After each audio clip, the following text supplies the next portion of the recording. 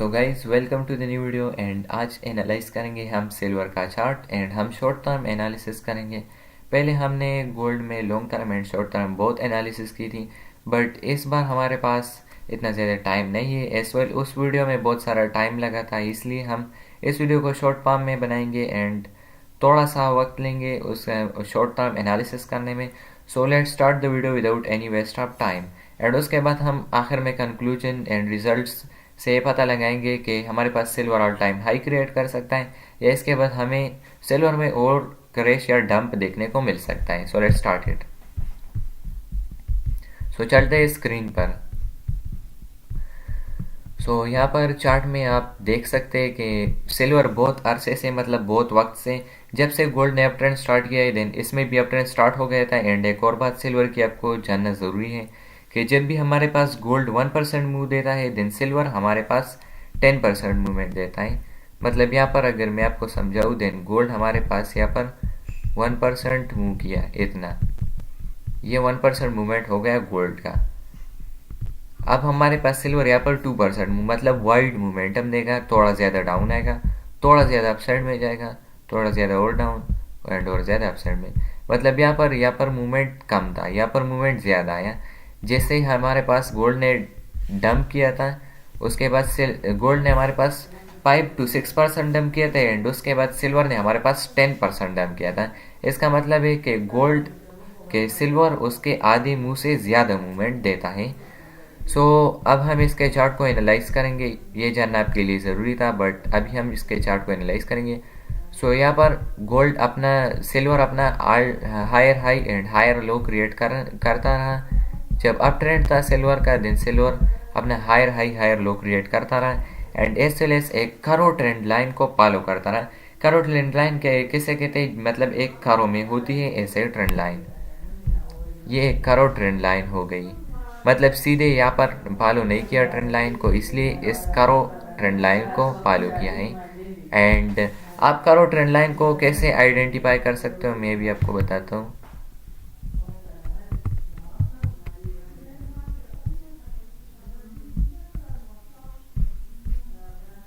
मैं आपको करो ट्रेंड लाइन, आपने यहाँ पर ट्रेडिंग व्यू के इस सेक्शन पर जाना है, करो ट्रेंड लाइन आपको इसमें मिल जाएगा। ये देखिए ऐसे करो बनाते हैं हम एंड इसको एंड के साथ टच करते एक करो बन गई, इसे हम कहते हैं करो ट्रेंड लाइन। ठीक है, ये करो ट्रेंड लाइन है जिसको सपोर्ट करते हुए सिल्वर अपर साइड में मोमेंटम देता रहा, मतलब ट्रेंड लाइन को सपोर्ट करते हुए। सो अब हम आते हैं करंट एनालिसिस की तरफ, current days current weeks analysis की तरफ कि क्या हुआ। पहले सिल्वर हमारे पास अप ट्रेंड में था, यहाँ पर एफ से हायर हायर लो क्रिएट करता, बट उसके बाद हमारे पास अप ट्रेंड एंड हो गया। यहाँ पर अगर हम डीपली देखें देन सिल्वर ने यहाँ पर हमारे पास डाउन साइड में अपने लो को लिया है एंड उसके बाद ब्रेक डाउन दिया है। ब्रेक डाउन आने के बाद सिल्वर बहुत अच्छी तरह से डंप हुआ है एंड अगर हम डीपली यहाँ पर देखें देन चार्ट में हमें एक पैटर्न नज़र आ रहा है। आप पैटर्न का नेम कमेंट कर देना एंड यहाँ पर मैं आपको पैटर्न बता देता हूँ।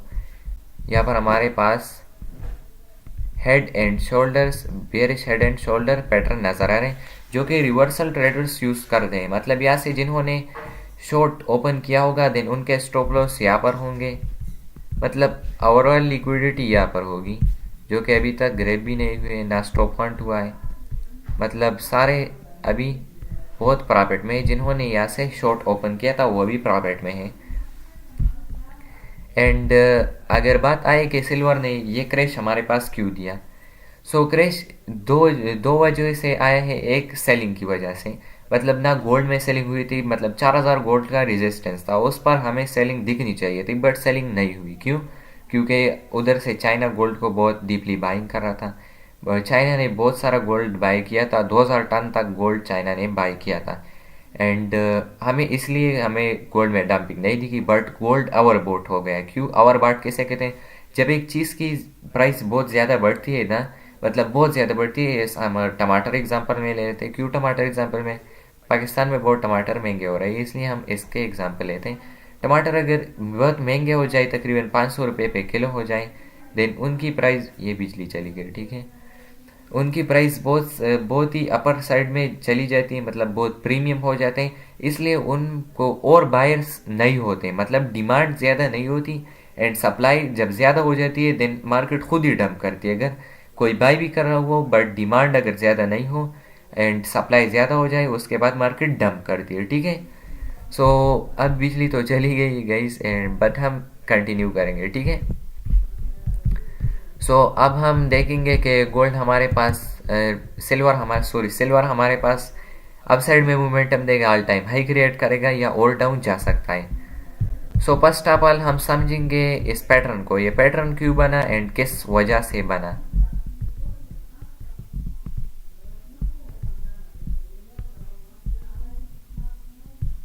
सो ये हमारे पास हेड एंड शोल्डर पैटर्न बनाए, मतलब अगर हम यहाँ पर देखें डीपली देखें देन यहाँ तक हमारे पास अप ट्रेंड था, उसके बाद जब मार्केट हमारे पास डाउन आया देन ये क्या है, ये हमारे पास है सपोर्ट से यहाँ पर बायर्स ऐड हुए, बायर्स के ऐड होने के बाद यहाँ से मार्केट ने दोबारा यहाँ पर ये है सपोर्ट हमारे पास एंड यहाँ से हमारे पास बायर्स ऐड हुए, बायर्स के ऐड होने के बाद यहाँ पर हमारे पास एक करेक्शन शो हुई जिसे हम सप्लाई फ्लिप जोन भी कहते हैं, जो एक सप्लाई और डिमांड में आपको एक अदर वीडियो में सिखा दूंगा, ठीक है। इसे हम सप्लाई फ्लिप जोन कहते हैं एंड डिमांड फ्लिप जोन कहते हैं, बट यहाँ पर डिमांड नहीं क्रिएट नहीं हुई, यहाँ पर सप्लाई क्रिएट हुई, क्यों मार्केट शिफ्ट हो गया था। मार्केट के शिफ्ट होने के बाद यहाँ पर क्यों मार्केट शिफ्ट हुआ, क्योंकि यहाँ पर सेलर्स की मिकदार ज़्यादा थी, अमाउंट ज़्यादा थी, सेलिंग बहुत हो रही थी, प्राइस ओवर बॉट हो गया था, सप्लाई ज़्यादा थी, डिमांड कम थी, इस वजह से यहाँ पर प्राइस डाउन चली गई।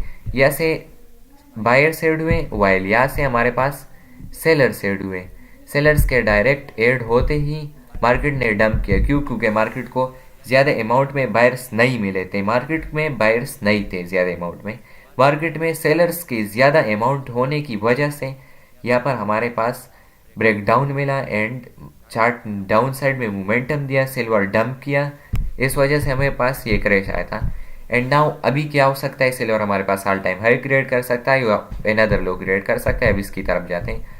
सो इस लो के क्रिएट होने के बाद यहाँ पर हमारे पास एक और ये सपोर्ट जो था ये अब रेजिस्टेंस बन गया है, सपोर्ट एंड रेजिस्टेंस नहीं जानते आप देन कमेंट कर दो, मैं उसके लिए भी एक वीडियो बना दूंगा। सो यहाँ पर हमारे पास ये एक सपोर्ट लेवल है एंड यहाँ पर हमारे पास नीचे एक और अनदर सपोर्ट लेवल है, इसको हम देखें एंड ये एक रेजिस्टेंस लेवल भी मैं आपको दिखाता हूँ। ये हमारे पास एक रेजिस्टेंस लेवल है जो पहले ही टूटा हुआ है, ठीक है, ये पहले ही टूटा हुआ है ये रेजिस्टेंस लेवल, यहाँ पर आप देख सकते हैं। जब रेजिस्टेंस के ऊपर एक कैंडल क्लोज करते then this means that resistance have no much power, resistance में इतनी भी ज़्यादा पावर नहीं है कि वो प्राइस को कंट्रोल करे, प्राइस को डाउनवर्ड पुश करे। सो यहाँ पर सेलर्स की मिकदार डायरेक्ट कम हो गई है क्रैश के बाद, ये सजेस्ट करता है हमें कि सेलर्स मिकदार कम हो गई है क्रैश के बाद। देन अब क्या हो सकता है, ठीक है, क्या हो सकता है एंड क्या होगा। अब हमारे पास टू सनेरियो लिस्ट आप अपने पास नोट कर लेना।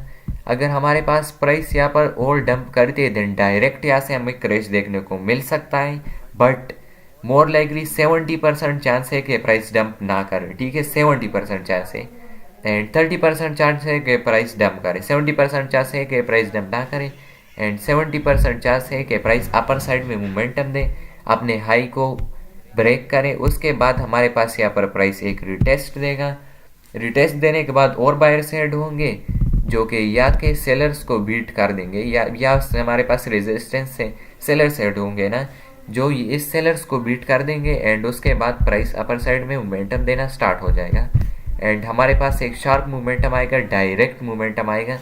ट्रम्प की स्पीच होनी है एंड जी जिंग है या को चाइना का जो लीडर है उसके साथ ट्रम्प की मीटिंग होनी है। मीटिंग में अगर ज़्यादा बातें नहीं हुई, मतलब अगर दोनों की सलाह हो जाती है, मतलब दोनों एक साथ मिल जाते हैं एंड ट्रेड वार ख़त्म कर लेते हैं, देन उसके बाद हमारे पास गोल्ड और सिल्वर एस वेल एस हमारे पास इक्विटीज़ में, इक्विटी स्टॉक्स में या क्रिप्टो हो गया उसके लिए भी ये न्यूज़ बुलिश हो सकती है एंड हमारे पास एक अच्छा मोमेंटम आ सकता है। मैंने आपको कहा था कि इस वीकेंड में गोल्ड क्लोजिंग देगा डाउन, वीकली डाउन क्लोजिंग आएगी, क्यों, क्योंकि ओवरबोटिंग की वजह से। उसके बाद गोल्ड के लिए लिक्विडिटी भी बन गई, सिल्वर के लिए लिक्विडिटी बन गई है, उसके बाद सिल्वर अपना ऑल टाइम हाई क्रिएट कर सकता है। सो एट द एंड कंक्लूजन ये रहा कि silver will create it's all time high, more likely 70% chance है कि सिल्वर अपना ऑल टाइम हाई क्रिएट करे, बट अभी भी 30% चांस है कि मार्केट डंप कर जाए। एंड आपको तो पता ही है कि इस मार्केट में कुछ भी 100% श्योर नहीं होता है, ठीक है। सो गाइस, ये थी आज की video and thanks for watching the video. Don't forget to subscribe. ऐसी अगर आपको किसी चीज़ की भी एनालिसिस चाहिए आप मेरे को कमेंट कर सकते हो। हर कमेंट का मैं रिप्लाई दूंगा एंड चैनल को सब्सक्राइब करना ना भूलना। और इंटरेस्टिंग वीडियोस मैं इस चैनल पर अपलोड करता रहूँगा। And thanks for watching the video. Let's meet in the next video.